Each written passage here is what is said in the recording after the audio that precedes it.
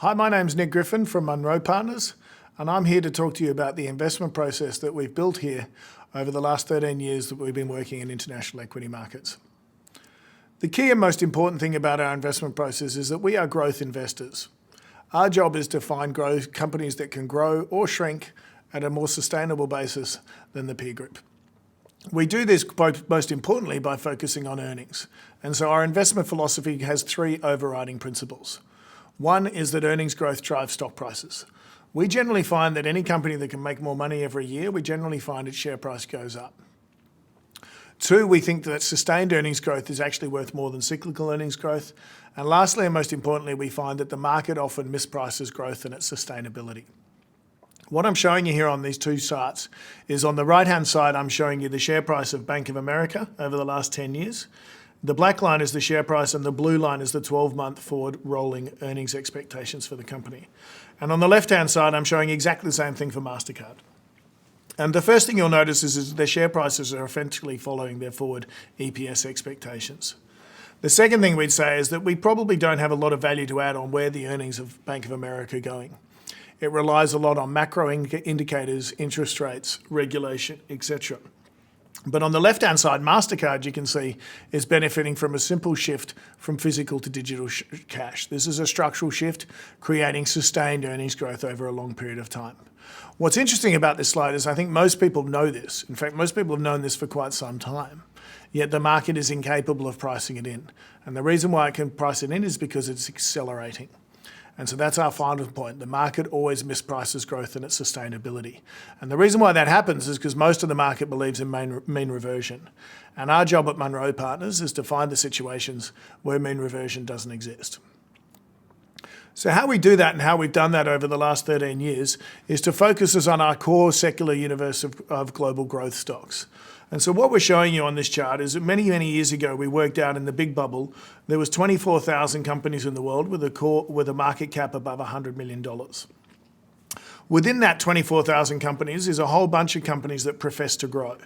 And they're always growing usually because of macroeconomic events, be it GDP will be better, or this commodity price will be better, or interest rates will be higher.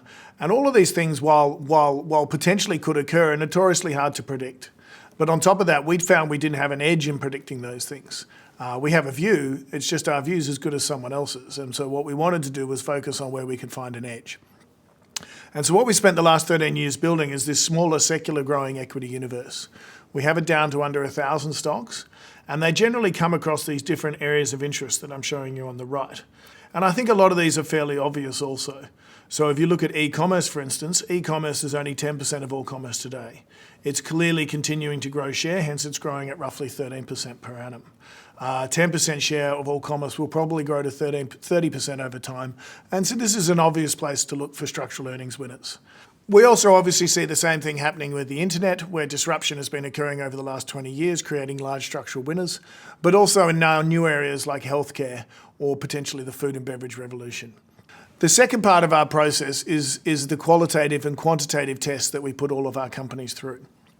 And so to find these 960 companies, we've generally either met them or met their competitors over the last 13 years of running money. We're doing over 300 company meetings a year, and every company meeting we go to, we're essentially trying to tick off these 5 qualitative traits. If you have these 5 qualitative traits, you're generally going to be a great growth company. And the first and most important one is growth. So is your whole market growing? As I said earlier, e-commerce is growing at 13%, so any company in that industry is growing. And usually in line above or slightly below that number. That's a tick. Investment banking, on the other hand, is shrinking. And while there might be some great investment banks to invest in the world, we put that down as a cross, and we're more than happy to leave that to other investors in the marketplace. The second and most important test is, can you leverage that growth? Well, some e-commerce companies can, and some can't. Generally, we then will look at the market position of the companies we're looking at. Thirdly, is the growth sustainable? Well, in e-commerce's case, we think that is the case because we see at least another 5 to 10 years of e-commerce taking share from regular commerce ahead of it. And last two are most important ones. 4, do you have a large controlling shareholder or highly aligned management?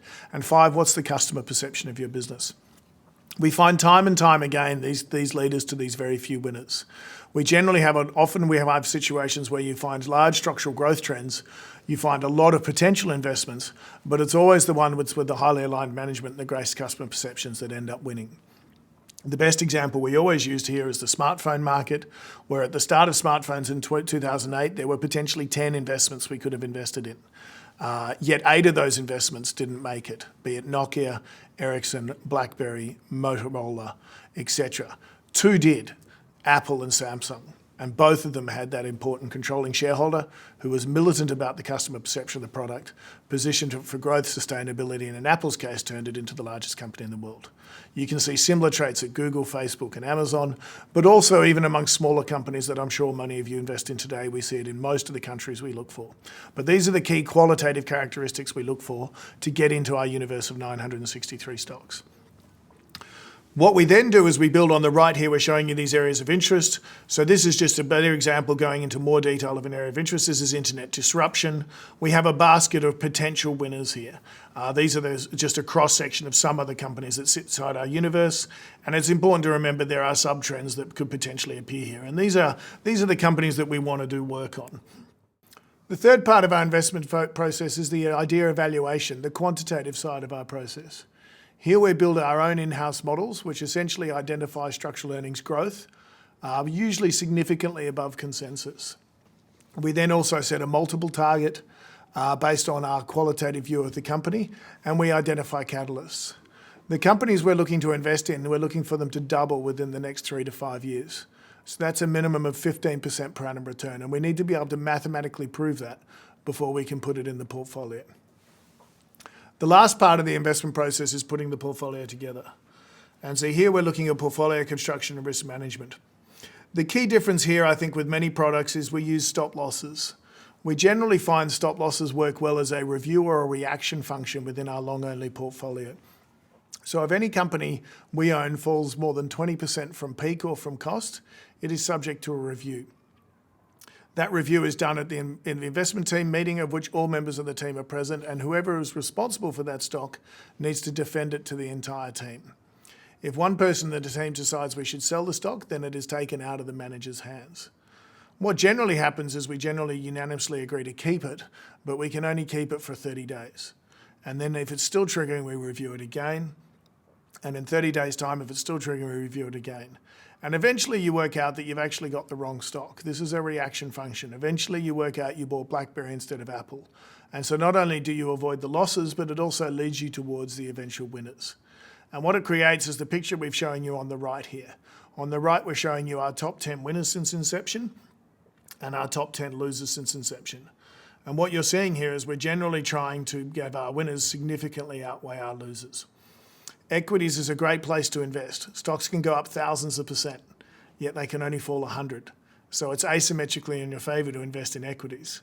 The problem is more fall 100 than go up 1,000, and that's why we use stop losses to help us avoid those situations. The last part of our process is to manage liquidity and to monitor correlations. And most importantly, we do set price targets on all of our companies. And so the goal is to hopefully sell them at their price target, not sell them when they eventually trigger on a 20% fall from peak. So to summarize, equities is a game of very few winners and lots of losers.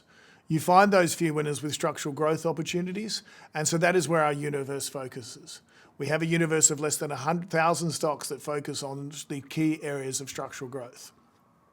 Generally, we find the key winners within these structural growth share the same qualitative characteristics, and we measure each company on these qualitative characteristics. It helps lead us to the winners within the structural areas we focus on. Thirdly is the maths. Every idea has to add up by the maths and has to mathematically equal a doubling over 3 to 5 years. There are lots of good ideas in the world, lots of good stories in the world, but most importantly, they need to mathematically add up. And lastly is the portfolio construction. The goal here is to find a range of different areas of structural growth and a range of different structural winners that will not correlate to each other over time. And importantly, our stop losses here help us avoid those many losers and lead us towards those few winners. And all of this together has enabled us to achieve the strong returns we've seen to date, and hopefully will continue to enable us to learn and discover where the great structural winners of the future may lie. Thanks very much for listening.